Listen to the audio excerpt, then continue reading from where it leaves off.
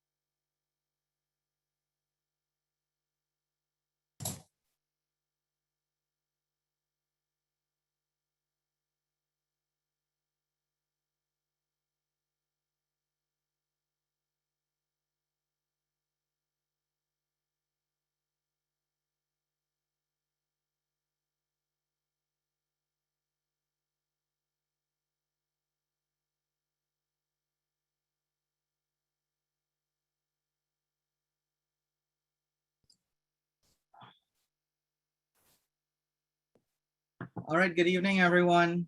I think we can give everyone, we're expecting a few more people, just one more minute, nowhere on the 4:30. Okay, I see Izzy here, which I need. And I think our speakers, hi Izzy.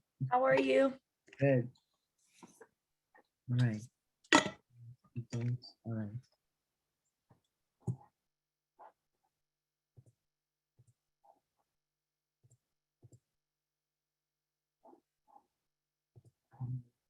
See, okay, I see a lot of people from our classes. Good. I'm waiting for Professor Siders to get in. And yes, Ali. All right, wonderful. All right. All right, good evening, everyone. Pleasant welcome to our Solve Climate by 2030 event. I am Kalim Shah with the Energy and Environmental Policy Program at the Biden School, and I will act as the host and moderator of the very esteemed panel that we will get to hear from in a short bit. As we get more and more people coming in, I'd just like to start again by welcoming everyone. We have here many of our UDEL students, the sort of the target of today's of talks. We have some of our faculty, especially faculty who are involved in climate change related research, teaching and outreach. And we have several members of our UD alumni and the broader Delaware community. So welcome one and all. We want to thank our organizers at the Solve Climate Project at the Center for Environmental Policy at Bard College. I believe this is the second year consecutively that UDEL has been involved in this first national and now global Solve Climate by 2030 project. So David and team and rest, we value being a part of this really important process and this event. So we're really happy to represent Delaware here today in this global agenda. I'd like to also recognize, okay, so we're nearly over 40 people now. I'd like to recognize the planning committee here on the UDEL end, Professor Salim Ali and Professor A.R. Siders for assisting with all of the planning that goes into an event like this, organizing, and especially I'd also like our project assistant and Solve Climate 2030 intern, who's really been doing all the hard work behind the scenes and attending all the meetings. Elizabeth Hannah, just you can wave to everyone. She's one of our real champion events here at UDEL, I have to say. All right, so what we'll do is I am going to present a little bit for a couple minutes to open the discussion, and then I will introduce each of our 4 panelists in turn who will present their perspective, and we will be leaving time open for questions and answers and open discussion at the end of the round of each panelist. Please feel free to use the chat function to put in questions or comments, and as we move through, it will be some of my job to sort of curate and look at what is coming in on the chat and see if we can have the opportunity to pose them to our panelists. All right, we go up to 6, so we have just a little bit of an hour and 25 minutes or so. All right, so I am going to share my screen now. Hope this works.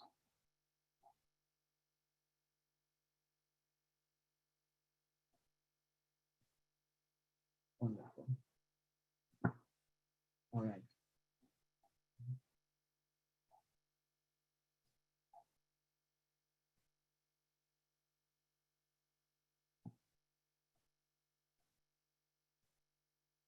So I wanted to start by saying a few words about what is happening here on the UD campus with regards to climate change, research, education, and outreach. And I'm sure that our panelists will delve more into this, but just an overview of some of the current really exciting things that have been happening. In December 2020, the UD Board of Trustees approved the renaming of the Mangone Center for Marine Policy in the College of Earth, Oceans, and the Environment, to be called the Mangone's Climate Change and Policy Hub. This hub is manned by over 50 faculty and researchers who are housed in almost every school and department across the UD campus. Almost every major academic program is represented, including arts and science, agriculture and natural resources, etc. So this is something that is very new and a development that we hope to grow moving forward. And it is also in recognition of the importance and centrality of the climate change issues and the need for cohesive and coordinated approaches to research, education, and outreach here at UDEL and with our Delaware community.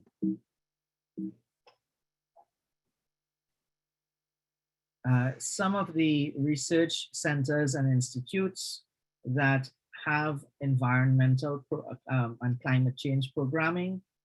Too many to list here, but I will point out a couple that are also involved with the Biden School on the policy side. Given that myself, Professor Ali, and Professor Siders of the Planning Committee are also very much involved as faculty at the Biden School. And these would include, for example, the Center for Energy and Environmental Policy, the Delaware Water Resource Center, the Institute for Public Administration, and the Disaster Research Center. But we have several other departments and units that specialize in different ways in tackling the climate change challenges that we face. The Biden School is also relatively new, launched as an independent academic unit back in July of 2020. And within the school, again, we have numerous degree programs that include climate change components, 3 undergraduate programs, 6 master's degrees, 4 PhD degrees, 2 certificates, including 1 online. And we have strategically looked at infusing climate change curricula across many of these programs. And of course, these are the programs, but we do have numerous faculty who are involved in climate change research in one form or another. Too many to mention, but I will just say, for example, on our planning committee, we have experts. Professor Ali is an expert, for instance, on rare earth metals, and they're and utilizing rare earth metals in the production of renewable energy technology, among several other positions that he holds with UN organizations and other international organizations that relate to environmental management and climate change and energy issues. We have Professor A.R. Siders, who is well known nationally for the work that she's been doing on coastal retreat and climate adaptation, often covered in the national media.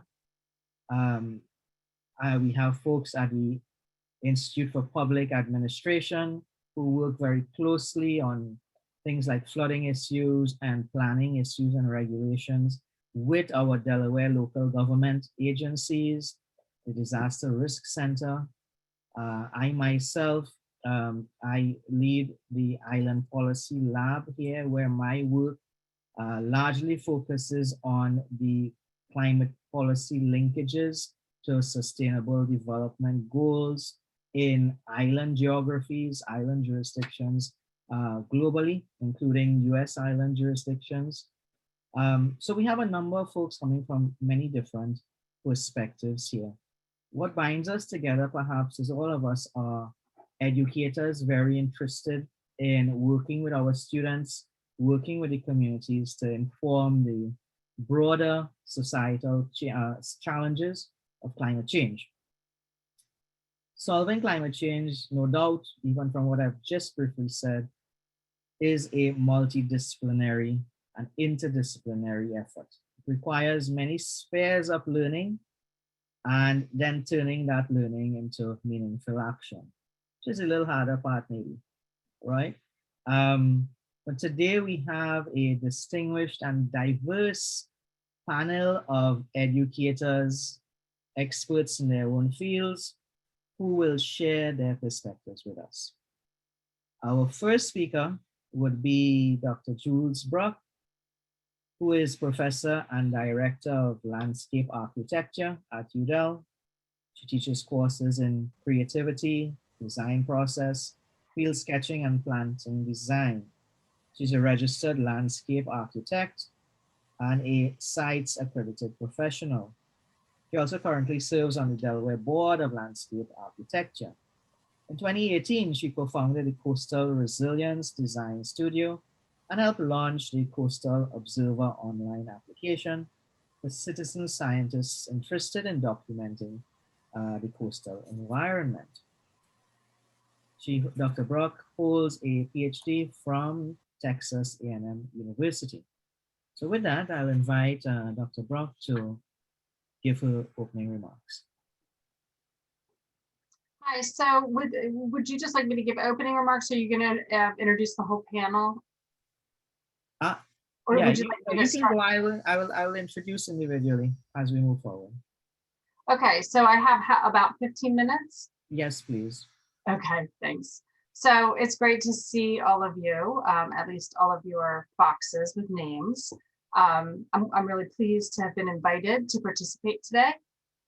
As was mentioned, I am the director of the Landscape Architecture program at UD, which is a relatively new professional degree program in the College of Ag and Natural Resources.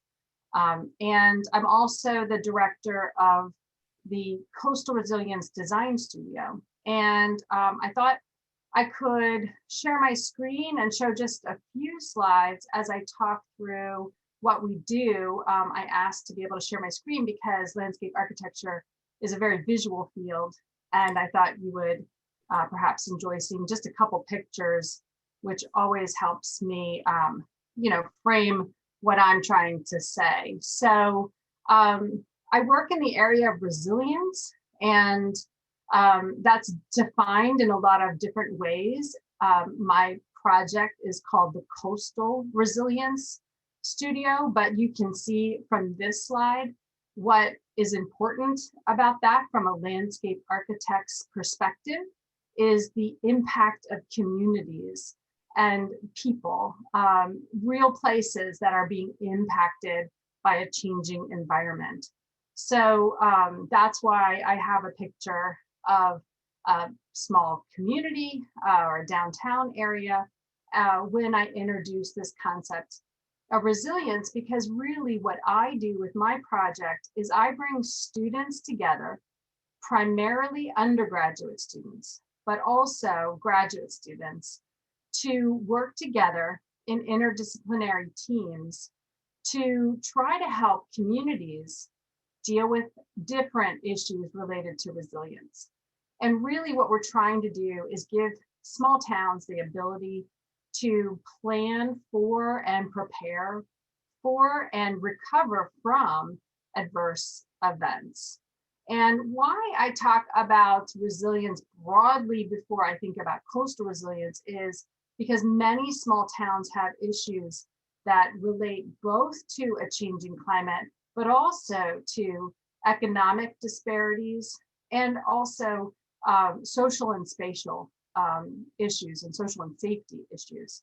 So I've never been on a community project where I show up saying, I want to help you with your flooding in your streets that's happening from rising seas and intensifying storms, where community members haven't turned to me and said, that's great, but we also need jobs in our town. And we need a way to provide for ourselves in a more sustainable way. And we don't feel safe in our downtown area. And so my design solutions that I work on with my students cross a lot of different fields of resilience, not just coastal resilience. But I am primarily, and the reason I'm brought into communities is to help with changing landscapes. And I am primarily interested in small town redevelopment that stems from the addition of green infrastructure as a pathway to help with stormwater challenges and improve water quality while preventing coastal flooding. So all of this came about because as a landscape architect, I worked on what has become an award-winning project in the town of Laurel, Delaware. It's called The Ramble, and it was a very successful downtown community redevelopment project that's driven about $3 million to the small town of Laurel, Delaware, which is the most economically impoverished town in the state of Delaware. Improvements for green infrastructure, for economics, and for safety. So the idea behind this was, again, we came into the town and said, we know the Broad Creek has water quality issues. We'd like to help with that. We can use green infrastructure to solve that problem.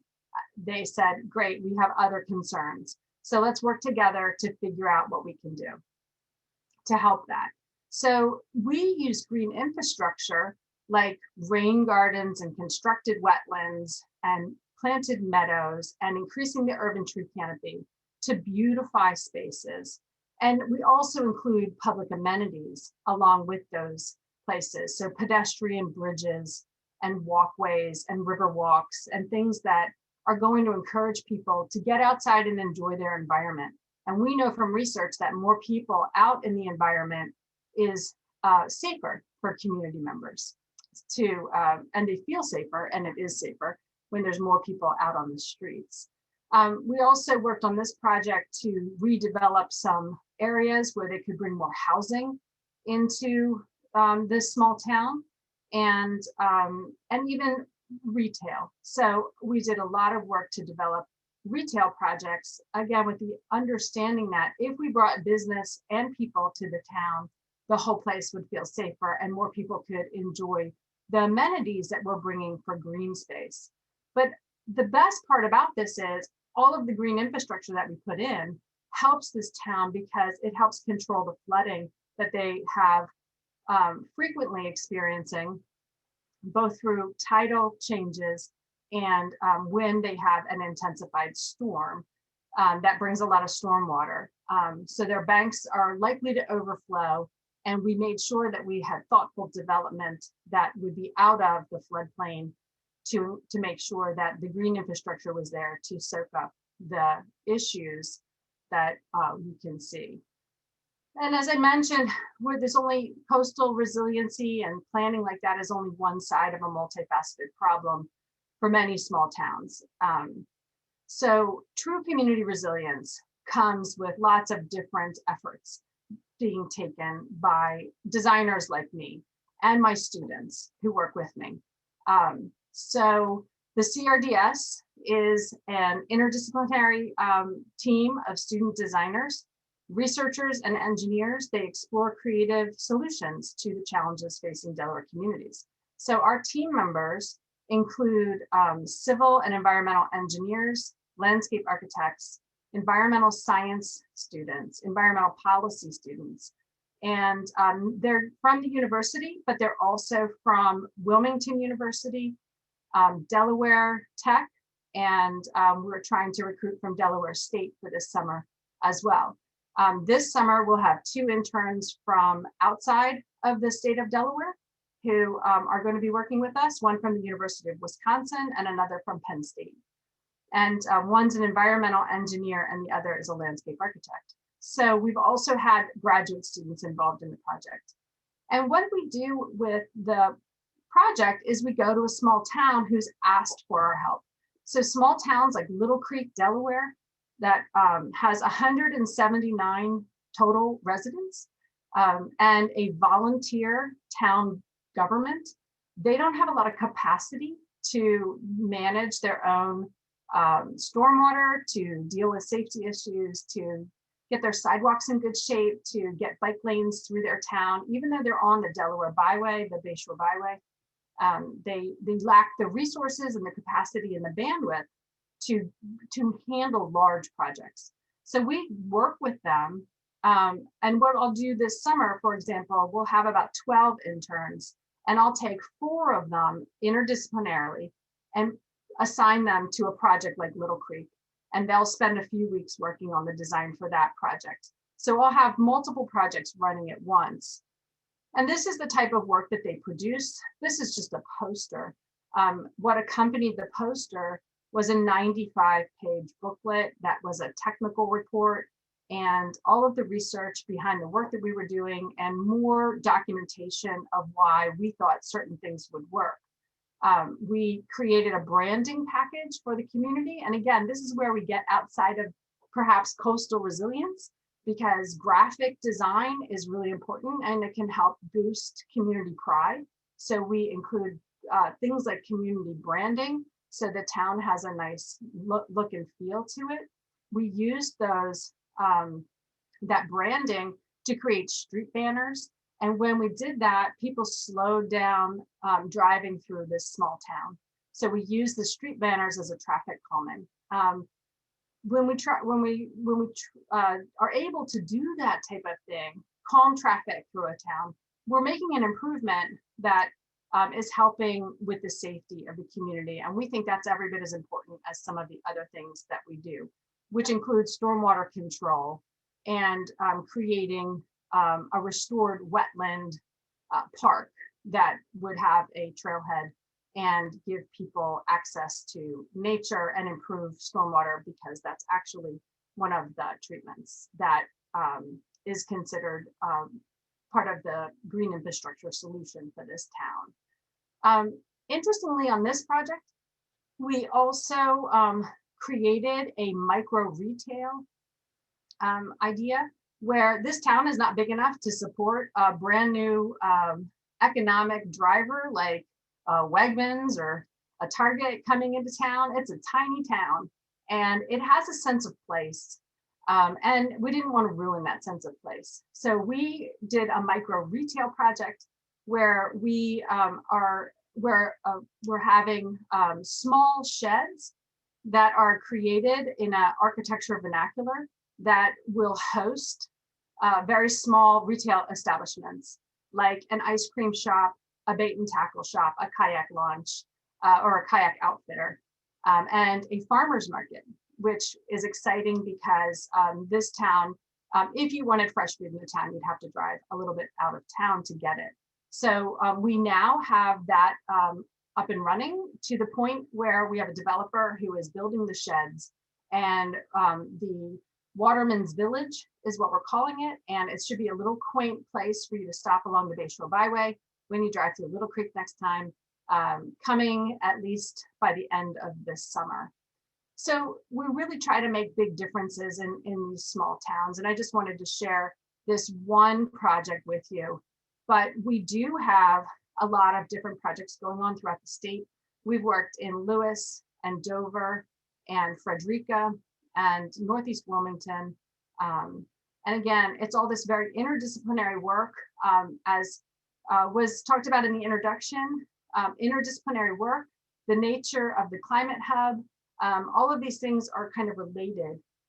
We can't solve problems in small towns related to what their needs are if we're not working in tandem with fields that are outside of our own. I can't do the work that I do without engineers and social scientists and a variety of different environmental scientists on my team. And that's what we want to model for our students. And we're really excited to be funded through the Delaware Sea Grant program. And we've had a really good bit of success, I'd say, through the state, making a difference in small communities. So thank you for your attention.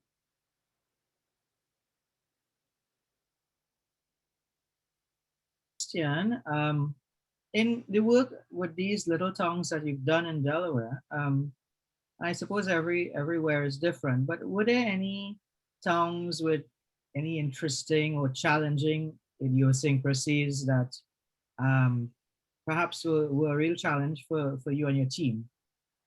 That's a great question. And every town has its own unique idiosyncrasies.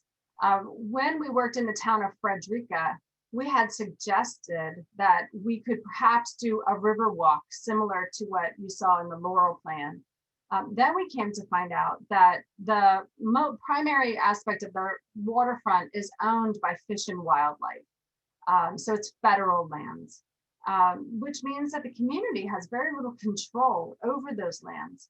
And they are seeing impacts from those areas with flooding, and they don't have a lot of capacity to deal with it. So we've brought in Fish and Wildlife to the discussions. And one of the nice things about the CRDS is that my students present to agencies frequently and get a lot of feedback on their work. So it's a very professional level job for my students. They get reviewed by technical professionals 3 times during the course of their project. And then they present to agencies like DelDOT and DENREC, and they get a lot of feedback that way too. We didn't count Fish and Wildlife in on that presentation about Frederica, and Fish and Wildlife heard about it, and they got back to us with a little bit of a cease and desist, and they said, you know, you can't work on federal lands without our permission. So now we know not to do that, but it was a challenge, and we have lots of little challenges like that. Currently, we're working in Pickering Beach, and Pickering Beach, they just don't have much beach left. And those houses are so close to the water. They're very impacted by a changing environment. And I have no idea what the solution for them is going to be. So as designers, we are going to go at this problem really with just a lot of creativity and see if there's anything we can do to help these folks whose houses are really precarious on the bay. Wonderful. Thank you, Professor Bruck. It's always good to have that student interface with the practitioners. I think they enjoy that as well. Yeah. Good. All right. So next on our agenda, we have, and also just a reminder, please feel free to use the chat with your questions and comments. With our second presenter is Dr. John Callahan. He is a climate scientist with the Delaware Geological Survey at UD. He provides scientific guidance to Delaware state and local governments, natural resource managers, and citizens generally. He has over 20 years of experience with expertise in climatology, meteorology, physical geography, coastal hazards, tidal analysis, and so on. He got his PhD in climatology from the University of Delaware. He's worked on a variety of large projects, most recently on storm surges from tropical and mid-latitude weather systems in the Delaware and Chesapeake Bays.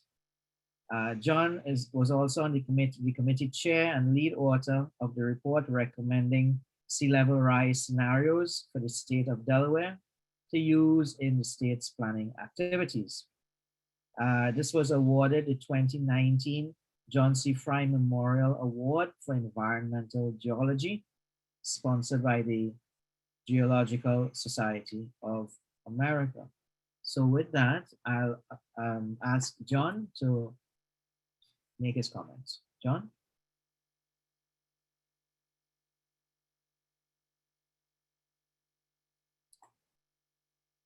John, we can't hear you.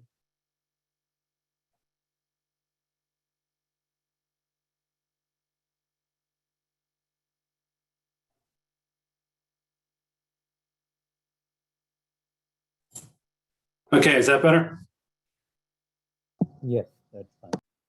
Okay, thank you. As Kalim mentioned, a lot of the work that we do at the Geologic Survey is interpreting research specifically related to the hazards in Delaware, and obviously climate change is a big one that we're facing in our state and our region. Particularly for my research, I look at it from a weather point of view. That also includes some of the impacts of weather, like heavy rain events, storm surges, sea level rise, and then particularly related to that would be high tides that come from the sea level rise. And these have a variety of impacts of things that we face in the state. So the two kind of things that I do mostly is my own research. And as you heard, a lot of that deals with what's going on at the coast, but also interpreting kind of the national and international reports that you see come out, particularly those IPCC reports or the National Climate Assessment, EPA, the Army Corps, et cetera. They all put out reports, and different communities in our state or other state agencies, they might have questions about that. So people in our agency at DGS and myself are often called to meetings of private foundations or other groups that want to do something along the coast, that want to build something. For example, a living shoreline or a seawall, or maybe just a long-term strategic plan. They might have questions about the models being used, or what is the latest research on the melting of Greenland or Antarctica. So I usually come in, we meet, and we provide guidance as necessary. What I wanted to talk a little bit here today is about kind of the big picture idea. What are we seeing in Delaware in terms of the impacts, or not necessarily the impacts, but the metrics or measures of climate change, and a little bit about the impacts themselves. Well, as I mentioned, I come at it from more of a weather or climatology point of view. And it is funny, though, that Delaware is small, of course, but the Mid-Atlantic region in general, we do have a very complicated system. We have a very large continent to our west and a mountain chain, and a lot of the storms that we get actually come from that location, especially during the winter. That's when we get most of the big coastal flooding from strong nor'easters, et cetera. We get those a lot of times in the winter and the springtime. And then, of course, in the late summer to fall, we have a lot of tropical systems that do reach our region. Not quite often, but if you look at kind of the largest flooding events that we've had in our state, and by flooding, that also means erosion and other impacts from storm surge. Probably maybe 40% or so of the top events come from tropical, but it really drops down to maybe 15 or even 10% in the long-term tropical. Most of it is really these systems, what they call mid-latitude or extratropical storms that come from the west over the mountain ranges. Now we do have a lot of coastline in terms of our relative state. You can see here this graphic by Climate Central. They mentioned Delaware as one of the areas. Here we are. It is small, but we are very dependent upon our coastal tourism, our agriculture, and a lot of the natural habitats we have along the coast. And most of our communities are coastal based as well, including the city of Wilmington, our largest. Well, what have we seen in Delaware? Well, if we take a look at the past 120 years or so of temperature, we have seen, and this is roughly on par with the rest of the globe, about a 2 degrees Fahrenheit per decade. So about a 2-degree change in 100 years that we've seen. A little bit more in the wintertime. So that's relatively on par with what we've seen for the rest of, like I said, the country and the globe as average. But when we look at precipitation, we don't necessarily see that increase that a lot of models are projecting, at least not in the past so far. But we do have in precipitation, as you would guess, a lot of variability. So a lot of times, people might think, oh, we have this really big set of storms one year, maybe back-to-back big rainstorms, whether it's tropical or some other system. But it is part of the larger variability. And when you look at something like climate change in the observational record, you do have to make sure that you look at a long enough time period to see if it is part of a trend. Like you could see that area in the 1960s, 70s, the low precipitation. Well, were we worried about that was going to continue on? But no, it jumped back up to the standard variation that we've seen in the past. We have seen definitely sea level rise, and this is at the tide gauge in Lewis, Delaware, which is towards the south side or in the south of Delaware in the Delaware Bay. We have seen about 16 inches or so in the past 120 years. This is about twice the rate of the global average sea level rise. And you probably have heard Delaware, Maryland, this middle Atlantic area to be kind of a hot spot of sea level rise, right? And there are lots of things associated with that. The biggest one is the land is actually sinking, and it has been for several thousand years since the last ice age. But there's also changes in the ocean circulation as well. And those two effects, with a few other ones, are actually causing our rate to be a little bit higher than the global average rate. So when you see forecasts or projections of what the sea level rise will be for the globe in the future, you can picture our area here to be about double, roughly, at least for the next few decades. And related to that, with sea level rise, probably the largest consequence that we see is coastal flooding. As the seas rise, as you would probably guess, these high tides that before wouldn't encroach on communities, on private properties, on streets, are now doing just that. And we have communities in the state that are right along the coast, but they have to watch when they are leaving for work or coming home from work to make sure it's not during the time of high tide, especially during the full moon and new moon events. And that gets to be not only an inconvenience or kind of a changing of the way of life, but it gets to be a little bit more, I'll say, impactful on even public health. If it's, let's say, during an emergency or during a disaster, or maybe an ambulance or a fire truck needs to get down that street. And let's say it's during a high tide or even just a small amount of winds, this can dramatically impact the actual health of the people that are going through it, their communities. And you could even think not just health in those cases, but even police officers and any kind of crime management that we have planned. Coastal flooding and sea level rise needs to be included in long-term plans in all of these areas, including public health, crime management, capital infrastructure where we build the buildings and the fire halls, et cetera.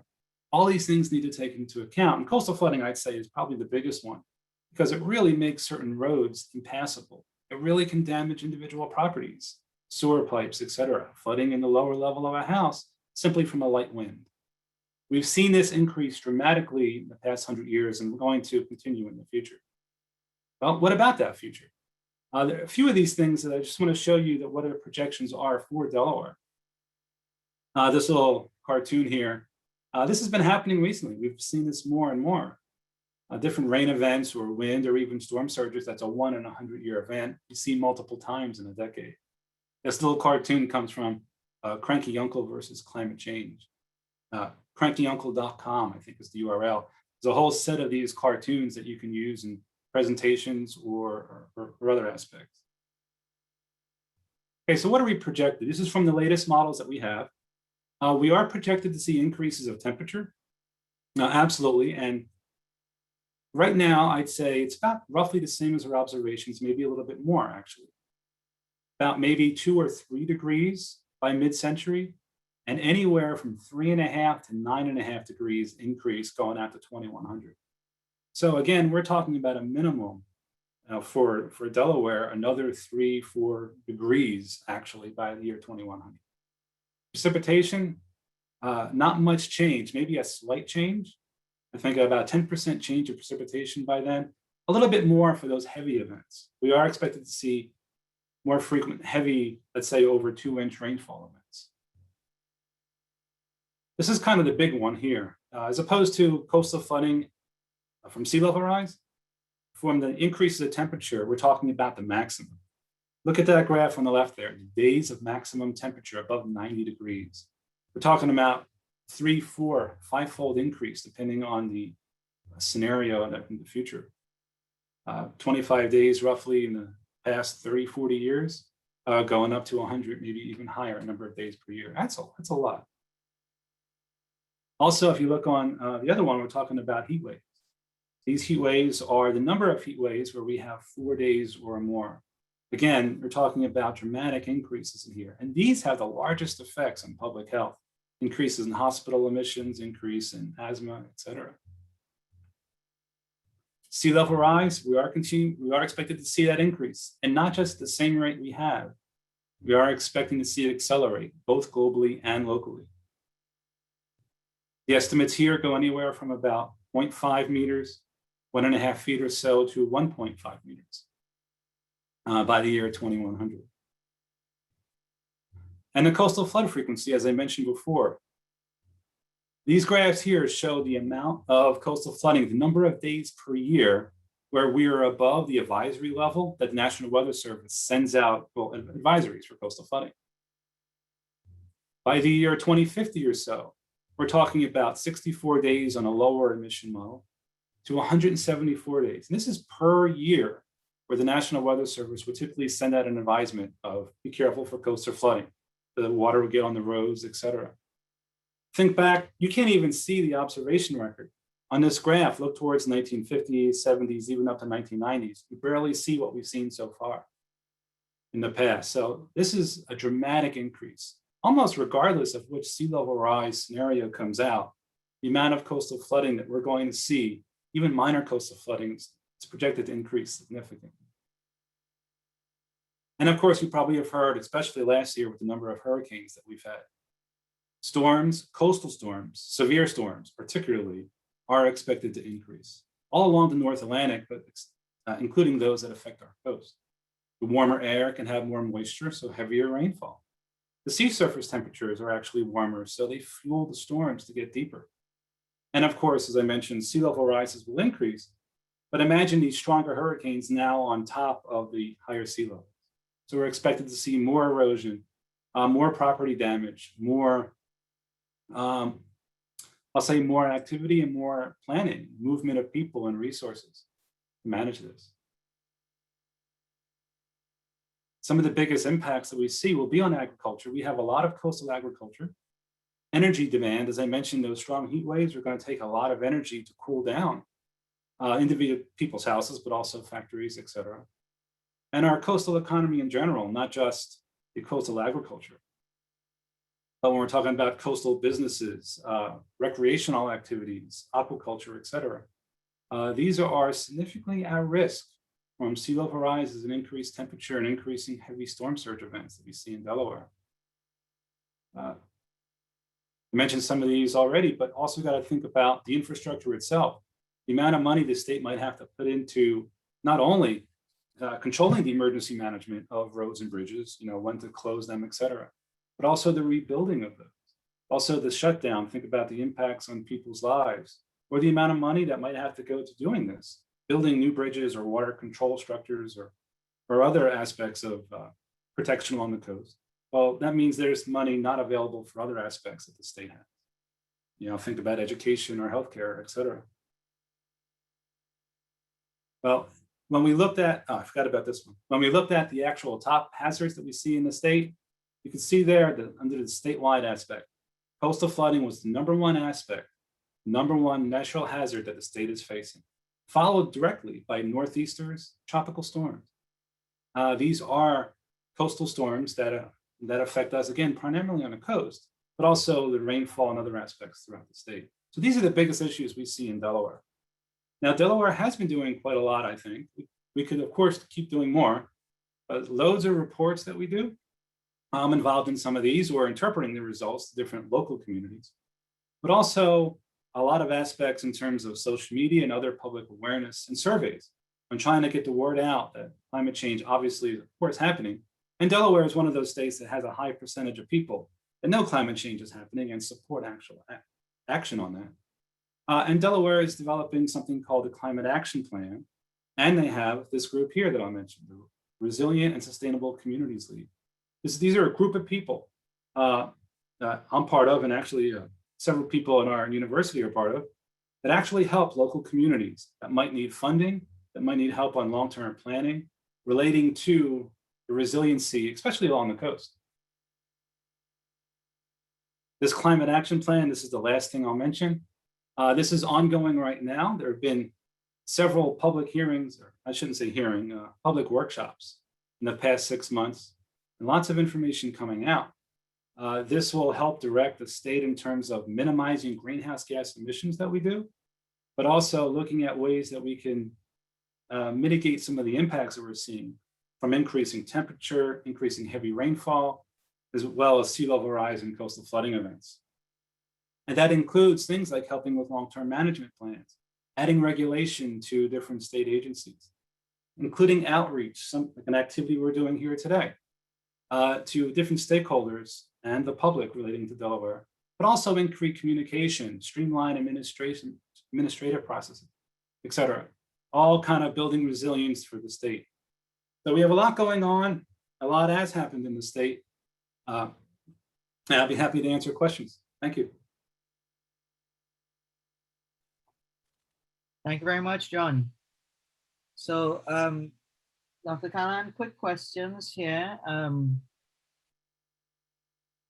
I would like to ask, are there any data gaps that we have or data sets that um, we need to acquire to sharpen our models and forecasting and the advice that we can give? What, and if there are, what might be the priorities for that? That's a good question, and it's something that we've been discussing for quite a while. I will say, and actually, let me stop sharing my screen here for a minute. Okay. I will say that Delaware is very well monitored in terms of the typical weather variables. We talk about temperature and radiation and precipitation and wind. We are very well monitored. We have a decent amount of monitors on the rivers, on streams, along the coasts. But we could do two different things, I think. One is we could increase the amount of water level monitors and sensors along the coast. Even though I think we're doing a good job, coastal flooding is very hyper local. You could have one community that has a street that floods often with a certain weather type or certain direction of wind. Yet literally 3 blocks on the street, it might not flood at all. It gets really complicated once you start putting up these seawalls or living shorelines or other kinds of protections where the marshes migrate, et cetera. That's a big deal along the coast. So I think we need to increase our monitoring on individual streets and other public infrastructure locations. And related to that, I'd say we need to continue our monitoring of the salt marshes. Depending on sea level rise, of course, they might be able to keep up. And salt marshes offer a lot of protection from storm surges, or they might need to migrate, convert more of the upland forests into salt marshes, but we don't quite know what rate that those are increasing. We need to do a little bit more and look at what they call sediment elevation tables or SED tables. How are marshes accreting? Are they going fast enough? Can they keep up with sea level rise? So we need to do that more along the state for monitoring. Those are the two big areas. Wonderful, thank you. And one Sure. question from the floor. Are there Delaware maps from the past decades that show the receding shorelines? Yes, I can say yes, there are a couple of them. One focused specifically on Cape Henlopen that we have at the Delaware Geological Survey. Just check our website and search for Cape Henlopen, you should be able to see it. And there's also some other research that have come out of the University of Delaware Geology Department, no, Marine Science Department, looking at changing shorelines all the way up and down the coast. I'd say going back maybe 150 years to the mid 1800s. Yes, take a look at the university website for research projects with that, coming out of the University of Marine Science. And if you email me, I can go ahead and try to find that for you as well. But yes, there are a few maps out there.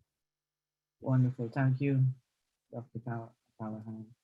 And we need to move on, but when you put those photos up about the coastal inundation and erosion of roads in Delaware and the flooding, my mind instantly goes to places that I work in, and I have very similar, almost identical in Jamaica and in Belize and Mauritius, and it's almost sad to me that these devastating impacts actually sort of bring us together in some way. Disasters tend to do that, don't they? All right, thank you, Dr. Khan. Sure. All right, so next up, our third speaker is Miss Edie Vinson-Maitland, a friend and colleague, not with UD, but with many of our friend and colleague to many of our programs here and our faculty colleagues. Ms. Vinson-Maitland is an emergency management specialist with FEMA. She's been with the agency for 8 years. She spent 15 months of that time working on projects for Superstorm Sandy that occurred in 2012. Prior to FEMA, she spent more than a decade working for FEMA contractors on things including flood insurance, rate maps for the National Flood Insurance Program. During that time, She had an opportunity to travel to several areas of the country and again work very closely hand in hand with federal agencies, state and local organizations. A major part of her role was to assist local and state representatives with relaying information to their communities about identifying flood hazards and mapping those hazards. She has also worked while providing on opportunities provided by FEMA to help communities protect their property and plan for recovery. So with that, I'll invite Ms. Vinson-Maitland to give a presentation. Hello, everyone, and thank you for having me. When I was invited, I was a little like, well, you know, I'm not in academia, so I didn't know what I could possibly contribute, but I will do my best. So, you know, from FEMA's perspective, an emergency manager, we in the past have been reactive type of agency. When President Carter, way back in 1979, created FEMA, gave FEMA life, it was in response to all of the disasters that were happening all over the country, and communities didn't really have a means of covering. Insurance companies started to abandoning their clients because the cost of recovering from natural disasters like hurricanes started becoming astronomical. And so the government saw that the need to intercede in that and to address the financial burden that's placed on communities when a natural disaster happens and they have to recover. So the challenge posed by climate change is that now we have more intense storms, more frequent storms, heavy precipitation. Dr. Callahan had already talked about the heat waves, and you know, Dr. Bruck has already talked about resilience. You know, we have extreme flooding, higher sea levels, all types of hazards that are going on, more frequent twisters. We even had a twister here in Delaware last year, which is highly unusual for this area. And so emergency managers have to find a way to adapt to climate change. FEMA recognizes that we are already in the midst of contending with what climate change has done, not just to us here in Delaware and in the Mid-Atlantic, but all over the world, right? So we have ways to kind of deal with what we already are in. You know, we are already in the atmosphere that we have to deal with climate change. So what do we have to do? We have to prepare, we have to adapt, and then we have to make plans for it. And in doing all those things, we can never forget the financial part of it, because it costs money every time something happens, every time there's a natural disaster, every time there's a hurricane, every time there are twisters, every time there's an earthquake, there's a financial recovery that has to happen for those communities that are impacted by those things. So there has no climate assessment that FEMA has done in conjunction with very talented professionals in academia like yourself, engineers, scientists that have provided FEMA with input.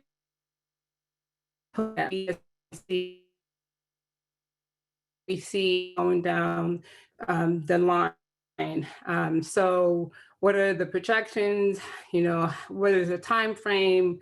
2030 is a year that's been thrown out there. 2050, there's been another that's been thrown out there. So with the National Climate Assessment, we recognize that climate creates new risks. It exacerbates the existing vulnerabilities that are in communities across the United States, and especially along coastlines and along rivers. And it presents growing challenges to the human health, safety, quality of life, and a rate of economic growth. These are always impacted when any type of natural disaster or even a man-made disaster happens. But you know, climate impacts mostly natural disasters, right? So without substantial and sustained global mitigation, regional adaptation efforts, climate change is expected to cause growing losses to American infrastructure and property and impede the rate of economic growth for the remainder of this century. So communities, government, businesses, we're working to reduce the risk. And that's why, when Dr. Bruck talked about resilience, that's one of the big things that FEMA looks for, is how do we make communities more resilient? How do we help position them going to be a trend unless something happens to reverse that trend? So while mitigation and adaptation efforts have expanded substantially over the last 4 years, they don't approach the scale considered necessary to avoid substantial damages to the economy, the environment, and human health over the coming decades. So there has to be things that FEMA does differently than what we've done before. Again, we were set up as a reactive type of agency, but now we need to be more of a proactive type of agency. And that's what we're working towards now. So FEMA has taken a leading role, to fight COVID-19. This is something that the agency has been thrown into, but we, in that, see a way of getting funding that we can use to address impacts to infrastructure. So now that we have the Biden administration in, they are looking for multiple avenues to address climate and resilience and to help communities.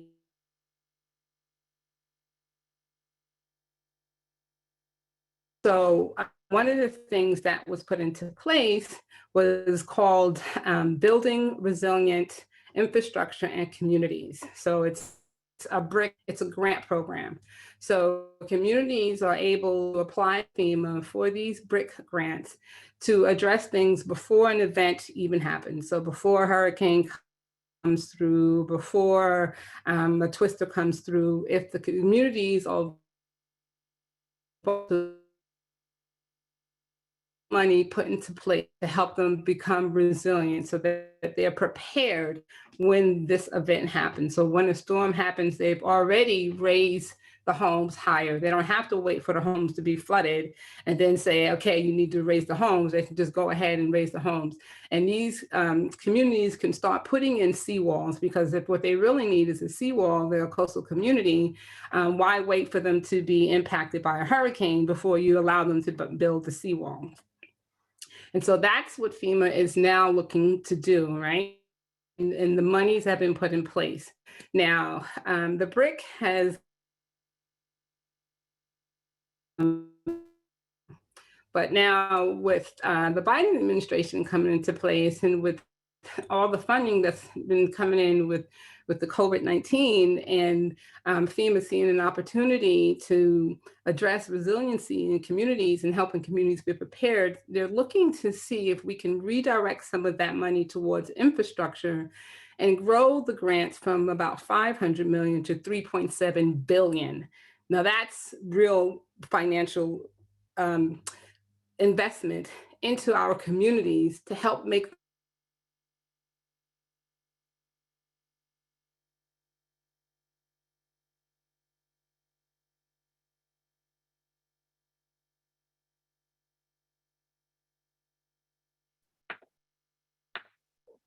All right, we're having some technical difficulties. Let's see if she can come back in a minute. I think in the meantime, we can also take some questions for the other panelists, which we may not have been able to get Yes. to. Yes. Questions from the floor? So in the chat, there are a few questions around we've tried to share some reports, but there was one question around emissions reduction. And if anyone wants to provide guidance on what is the area that Delaware can sort of have the maximum return on investment for emissions reduction. So otherwise we can also maybe move on to, we still have one more panelist, right, to Kalim? Yes, I'm just messaging Edie. All right, so hopefully we'll get her back on. Sorry for that. As soon as she gets back on, we will Finish. Let's move on. Meantime, to our fourth speaker, who would be Kelly Jacobs, who is our very own first year PhD student here in energy and environmental policy. Her research interest is in natural gas. She is currently a UNIDEL Distinguished Graduate Scholar. She has her bachelor's in economics from Lebanon Valley College. She did her master's in energy and environmental policy right here at UD. And during that time, she worked with UD's Water Resource Center. So we hope to get, no disrespect to anyone else on the panel, but this is our youth voice that we were going to be hearing from now. Kelly, go ahead. Thank you, Dr. Shah, and thank you for everybody for joining us today.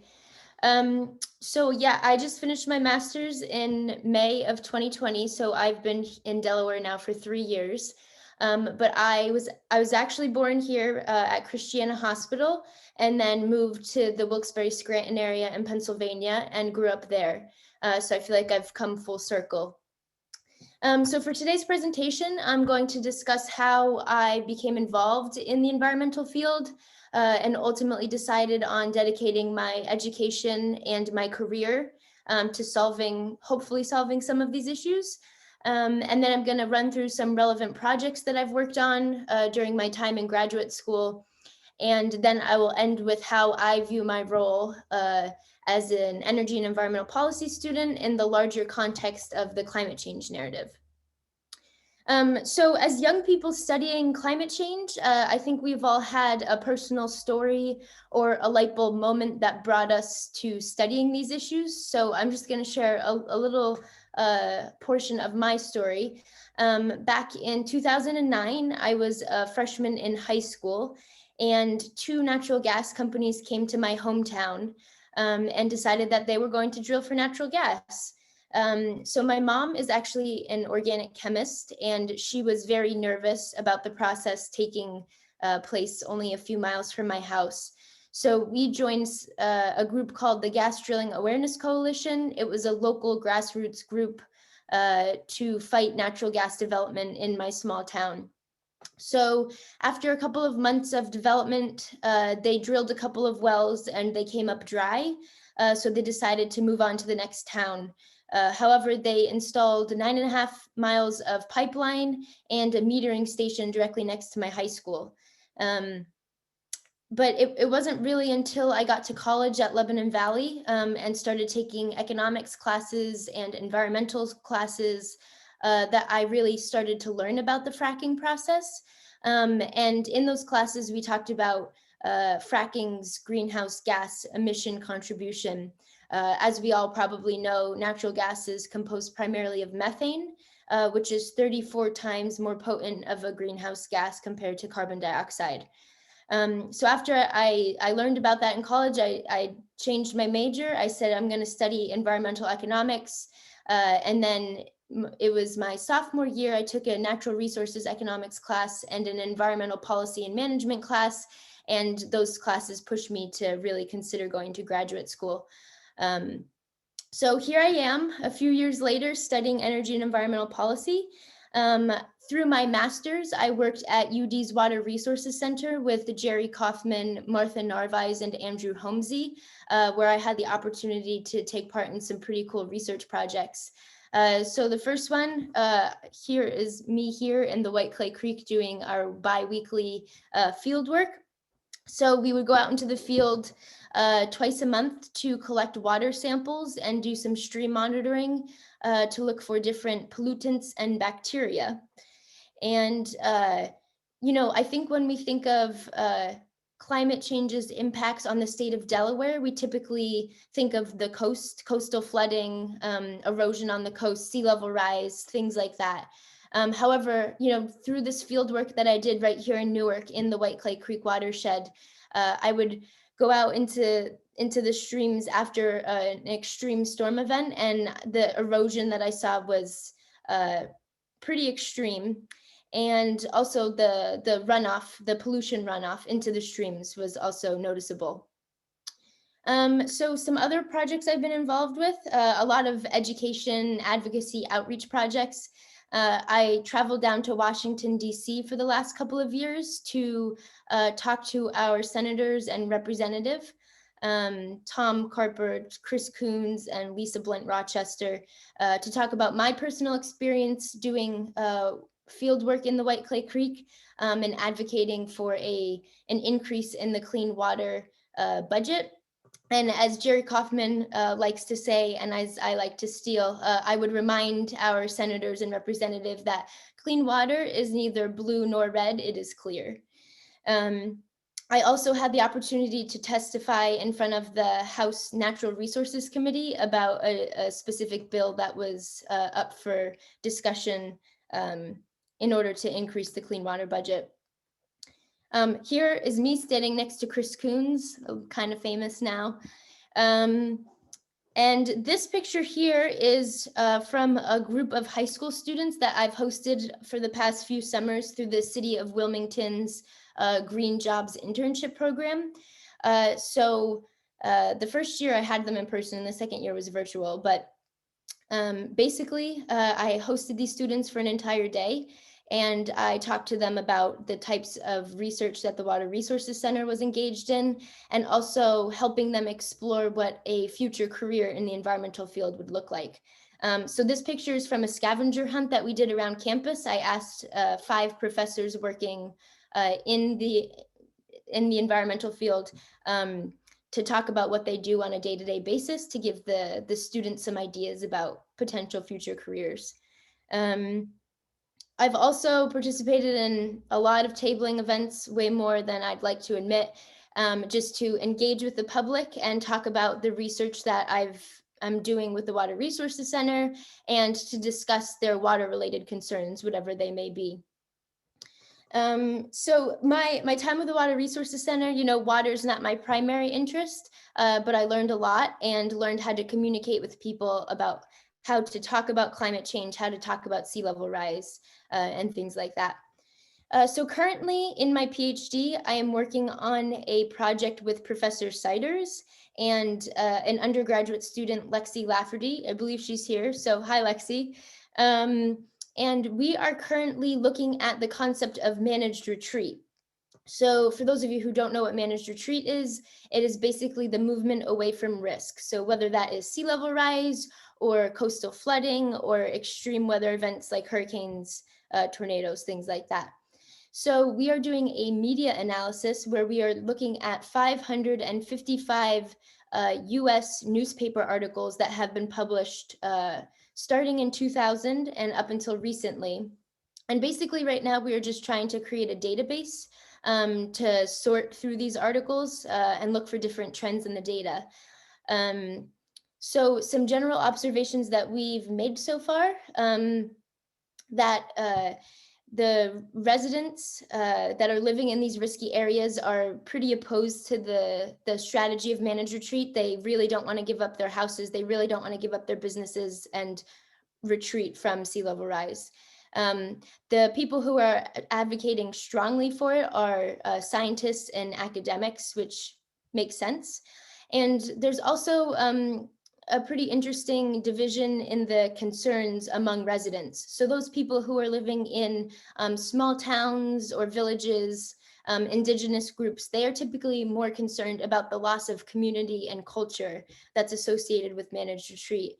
Whereas the people living in wealthy suburban neighborhoods or people living in urban cities have primarily economic concerns. Like if people start moving away, then how is this going to affect our property values?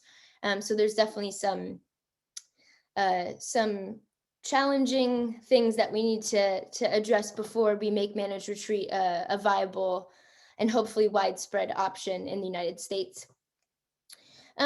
Okay, so moving on, I think one of the most frequent issues with getting involved in the climate movement is this general apathy we have in society towards the issue.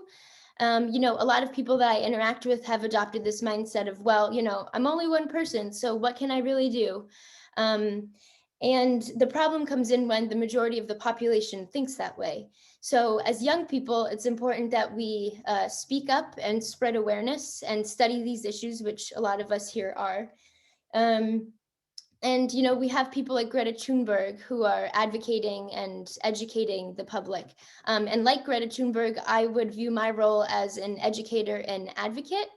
Any chance I get, I'll talk to people about the work I'm doing and the things I'm studying in my classes, whether I'm sitting next to a stranger on an airplane, or I'm at my family dinner table, or in a social gathering with friends.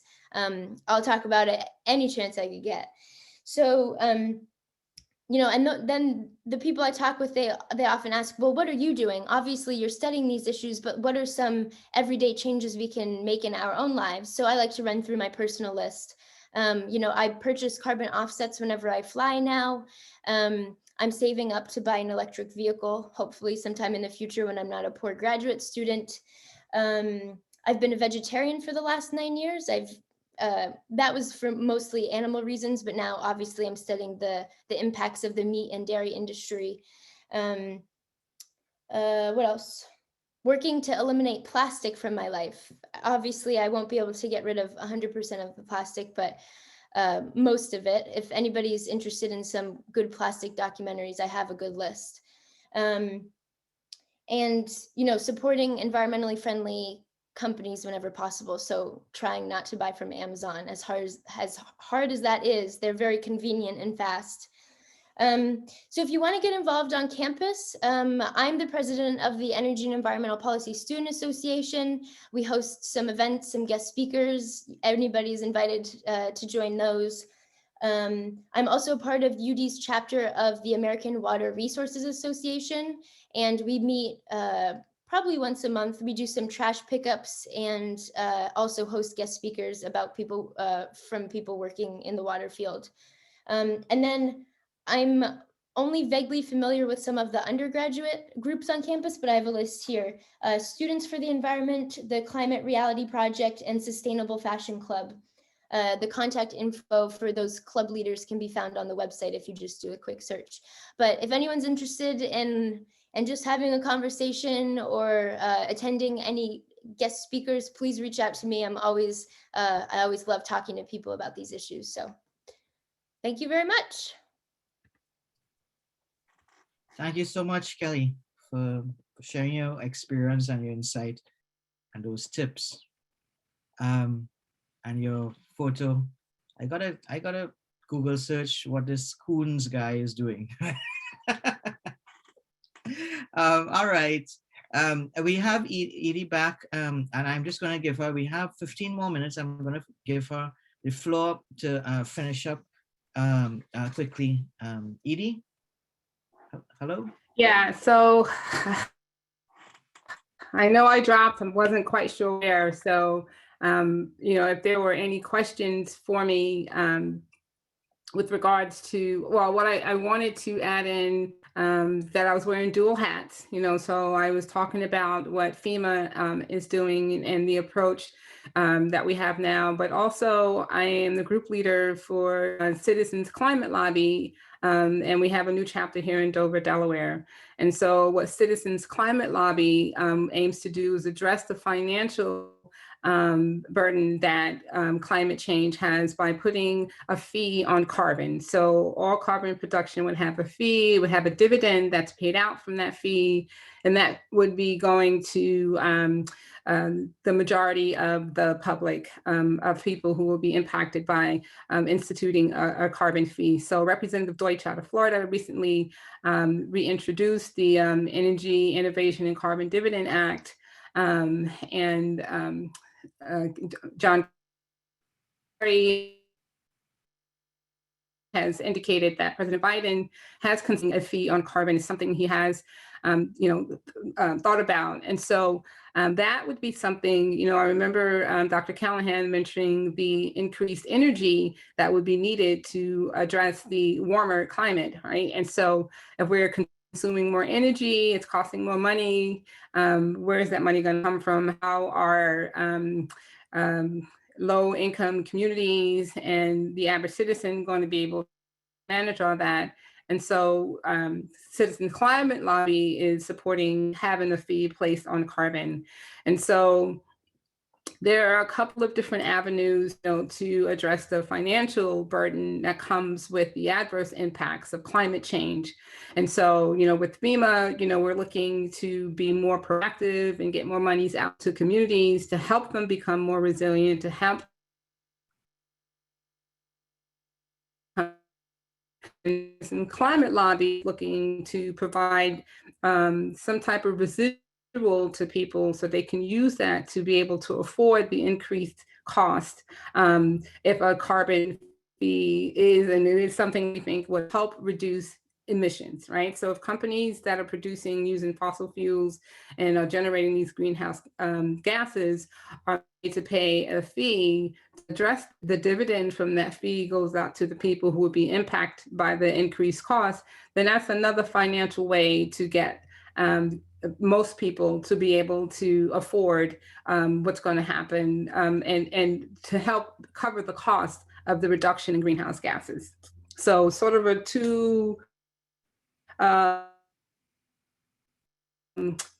pronged burden that comes along with what we need to do to address climate change, and in the meantime, debt to it.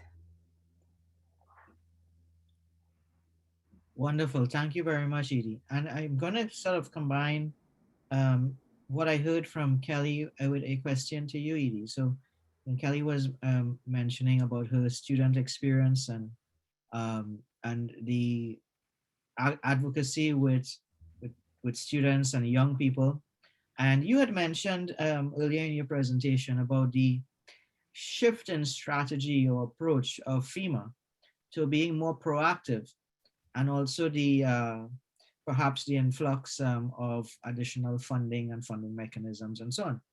And I think really relevant to the young people or students today. What would be, your thoughts on career pathways and opportunities, or new opportunities that might be arising through FEMA, and also in your experience as a FEMA contractor on the other side? How would we advise students on career pathways? So environmental engineering, environmental sciences, meteorological studies, those types of studies that are going to give us input into what our weather and climate is going to do, and then how we can manage it. So those types of studies would be beneficial. So definitely engineering, definitely the sciences, and relate to our climate. Now, something that has come on the radar more recently is, I don't have the proper name for it, but it's actually dealing with what we're seeing in the activity with our what I want, the brain is not working, volcanoes. So we are noticing a little uptick in activity in volcanoes. We're not quite sure what that means. So, we're just kind of like just noticing right now. It's an observation. But, geological studies are also something that are going to become very important, because we do recognize that there is something going on within the planet. We're not quite sure what that is, but we definitely need more people to study it and give us some guidance on how we should be managing that. And is there room for social scientists and policy analysts and so on within that FEMA and FEMA contractor kind of scenario? Absolutely, especially policy. Yeah, absolutely, for all of them, and definitely with policy. Policy drives what we do, and it kind of controls how we are able to provide services to the communities that we go out into. So yes, most certainly those professions, those studies would benefit someone if they were looking to come to FEMA. Okay, we have actually a question from Kelly. What is FEMA's perspective on managed retreat? Managed retreat. Kelly, you can speak and go ahead if you wish. I don't actually know the answer. I would assume that they would be in favor of it, so they wouldn't have to spend so much money on rebuilding. But again, that's why I asked, because I wasn't sure. Edie, can you answer that, or do you feel uncomfortable answering that? So you froze up. I was hoping that I didn't lose you again. Okay. So So the question to you was around what is FEMA's view on managed retreat? So we try not to dictate how communities handle their response to an event. So we recognize that there are different feelings on that, right? Some people, they dig their heels in, this is my home, this has been where my family's lived for 65 years, we don't want to move. We do have something that we look at called repetitive loss in those areas that, maybe they've flooded time after time. And I'm going to use flooding because along the coastline, that's what happens most of the time, right? It's flooded multiple times. And we ask the community to say, hey, what is the benefit cost analysis that's been done to say that this structure should remain here? Maybe you should move it somewhere else. And so we support that. If the community says, yes, we've suffered a loss at this location 5 times already, FEMA's like, well, we're not going to keep, providing you funding to keep building there when it keeps getting flooding and you have to build all over again.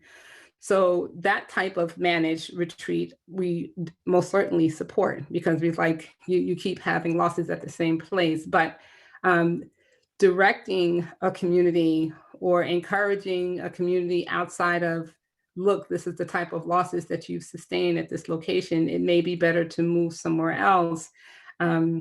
Not, really part of the conversation that we're having. It's more of, okay, how do we help you be better prepared for what we know is going to come?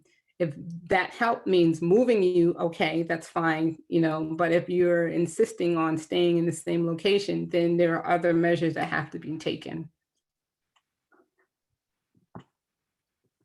Okay, I hope that answers the questions there, and feel free to extend this discussion offline as well later on. Right now, I'd like to have the panel provide their final remarks, thoughts, and comments, and I'll keep this relatively broad by asking the panel, starting with Dr. Bruck. What's next on your priority agenda in Delaware, and what solution or outcome or results do you hope from your next set of work? Dr. Bruck? So thank you. I think that's a great question. Our next projects are very interesting. We have a large team coming in this summer. I'll be working in Claymont, Delaware, along the water's edge there, as well as more work in Pickering Beach. That's a brand new project. We're working with Fenwick Island and the state parks downstate to look at issues that they're having with their sand dunes. And we're also competing in a student competition with 5 other universities for the CERF conference. And it's a student design competition for the city of Hampton, Virginia. And what we're hoping is that the lessons that we learn, particularly in Hampton, because it's interesting, we haven't worked outside of Delaware before. And, it would be interesting to be able to compare some of the issues that they're having with some of the different issues or perhaps similar issues that we're having in Delaware, and see how we might be able to apply solutions that we find for Hampton to those specific projects I just mentioned. So I'm really looking forward to sort of branching out in a geographic range and trying to move beyond primarily working in Kent and Sussex County We have a COPE proposal in, a Coastlines and People proposal in, that would allow us to expand CRDS to the entire Delmarva Peninsula. And we would love to see that happen. I'd love to get to know and partner with every one of the panelists who we're talking today, because everybody's work seems incredibly interesting and relative to mine. So I just appreciate having heard everybody's conversations today and talks. So that's where I'm headed. Thanks so much for allowing me to share those stories. Thanks very much. One point on the COPE proposal I might mention for those who might not know, this is the National Science Foundation program, and University of Delaware has actually submitted 2 proposals to this program. It's a $15 million grant program. So let's hope both are successful, but probably only one will be, but let's see what happens. So that's really, we're all in anticipation. So yes, Kalim, over to you, but I thought we may want to give Izzy just a moment to say some words about what this Bard College program is going to be doing next, and sort of putting it in context for everyone. So I was going to share a video as well that Bard College actually put together for the whole Solve Climate by 2030 project. But I can also add a hyperlink to all the global power dialogues that have occurred. So since last week, there's been a bunch of power dialogues just like this one all over the world, hosted at different universities. So if you're interested in any others and seeing like their topics, everything is kind of revolving around green recovery and COVID recovery and that type of thing. But yeah, the project has been incredible to work on. It's been such an amazing learning experience. On the opposite end of things with social media marketing and that type of stuff has been really, really beneficial, especially with everything virtual right now. I think it's really good skills to have. But yeah, let me share this link and I can play this video for everyone. We're supposed to. Yep, it's a short video. I think it's only 3 minutes. So please hang in there, everyone. Oh, yes. It'll give you some bigger perspective that you're part of this global movement. Yes. And this is our director, Eben, who Welcome to the Solve Climate Global Dialogues. You're participating in one of 125 events held across the planet, including in almost all 50 US states, part of a global project called Solve Climate by 2030. My name is Eben Goodstein, and I'm an economist and director of the Graduate Programs in Sustainability at Bard College in New York, the lead organizer for Solve Climate. This last year has been difficult for everyone. As the world looks forward to recovery from COVID, we are focusing tonight on the most important question facing humanity. What can we do in this year in our regions to help solve climate change while supporting struggling communities that have faced?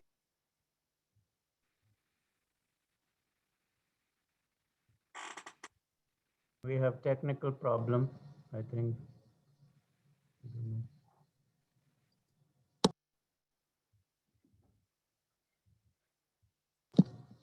So, well, at least I can't hear his voice now, but that's okay. As long as we have the link, I hope everyone will watch it.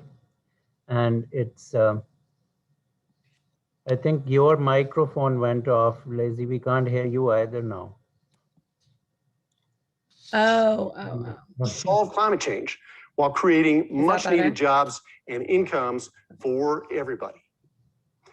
The year 2020 was one of the 2 hottest years in human history, bringing with it massive forest and grassland fires, record-breaking storms and hurricanes, and relentless rising seas. Solving climate is the challenge which the human species must now face. There's hope for the future. Solutions have continued to advance. This year, China committed to building a carbon neutral economy while the US rejoined the Paris Agreement. Solar, wind, and battery prices continue to fall, while major car companies have been rushing to electrify the global fleet. Worldwide, movements for Black Lives Matter and Me Too are leading in bringing much delayed and urgently needed justice to the world. Time is short. We have until 2030 10 years to solve climate. We can get a lot done in this decade. We have the solutions, but only if we focus the world on climate solutions and justice, and then do the work we have to do in our own cities and regions. For students listening, you are the leaders. Without you, the future we envision will not come. I'm asking tonight for your help. We're going to discover powerful ideas for climate solutions and climate justice and how you can be a part of the solution. But this message must reach beyond those of us who are listening right now. Would you ask all your teachers this week in every subject to make climate a class? The teacher can assign tonight's webinar's homework for the students, and then afterwards have a one-class period discussion. And we mean every subject, from art to engineering, psychology to business, dance to chemistry. Teachers don't need to be a climate expert to lead a discussion about climate change. The Solve Climate Project has easy-to-use teacher's guides in nearly every subject and in 3 languages to help teachers make climate relevant to their class. It only takes courage. Don't take no for an answer. Ask them, why not? This is your future. You'll be surprised how many teachers will say yes and thank you. Imagine you, thousands of leaders like you around the world asking their teachers once every school term to make climate a class. That means every term going forwards, hundreds of thousands, millions of students worldwide in their classes talking about climate solutions. COVID has shown how fragile our global economy and society are to extreme events. It's also shown that vulnerable people are facing the hardest, most damaging impacts. This is also true with climate change. Science has made it clear that unchecked, global warming will mean an unending onslaught of extreme events, causing untold suffering for humanity and all creatures, species driven to extinction, a planet of environmental refugees. And yet, in many ways, this is the most exciting time to ever be alive as a human. We have the tools and networks and technologies to rewire the world with clean energy, reimagine the global food system, reinvent transportation, and regenerate forests and grasslands, and be well on our way to solving climate by 2030. Tonight, we will learn how to do this in our own cities, our own towns, our own regions. Thank you for the work you will do to promote climate solutions and a just world. I can also share with you the Solve Climate by 2030 website. Maybe I'll go ahead and get us started. I think that our PowerPoint is now running. I didn't realize another video would follow, but I can also share that link in the chat of if you guys are interested in sharing with other professors of different subjects, curriculum guides about how to include a climate change discussion within their content. Yes, thank you very much, Izzy. And we will send to all the registrants, we can send a follow-up email with all these links also. Yes, for sure. And I think CIDERS will have the email list. So thank you everyone for joining. Kalim, any final words from you? I think we're out of time. I'm so glad we did the video. I didn't want to do it because of time, but I'm happy that we see that we're part of this bigger conversation and the urgency of the issue. So thank you everyone. Thank you to the organizers. Thank you to the panel. And thank you for everyone. We were up to 54, 55 people who stayed for the entire duration. So congratulations to you too. Thank you very much. Thank you, Kalim. All the best. Thank you, Izzy, CIDERS. All the best to the panelists. Bye-bye. Bye-bye. Thanks. Thank you.